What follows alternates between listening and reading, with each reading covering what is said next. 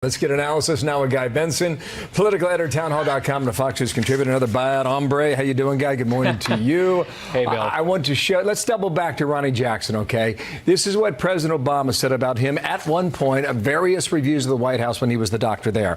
Obama performance reviews on Ronny Jackson. Ronny's positive impact cannot be overstated. He's a tremendous asset to the entire White House team, already at a level of performance and responsibility that far exceeds his current rank. Promote to Rear Admiral now. That was just one of many we've come across. How do we suss this now? Right. So I think that there are two issues at play regarding his confirmation battle for VA Secretary. The first is these new allegations about alleged personal misconduct, drinking on the job when they were traveling, overprescribing certain pills, creating a hostile work environment. I have to say I'm open to additional information and evidence. We don't know who's making these accusations against him and how substantiated they may or may not be. But this is someone who has done an exemplary job, Admiral Jackson, in his job, in his role as being the top doctor to the President of the United States, and not just this one, but as you referenced, the previous administration, President Obama, and also President Bush. He is beloved by all three presidents and the people who worked around them. So if the claim now, Bill, is that Jackson is unfit personally to run the VA, I don't see how it squares to say, but he was perfectly fit to be the personal doctor and physician to the President of the United States, who was promoted and praised by everyone under whom he served.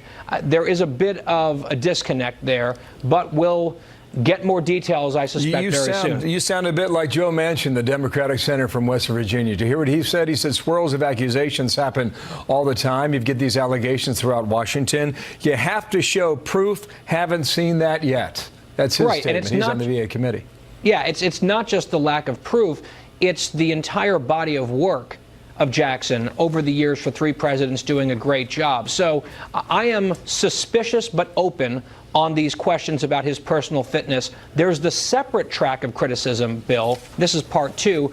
Is he qualified for this much different, much bigger job? He's never really run a large organization. Being the White House doctor is a very different gig, obviously.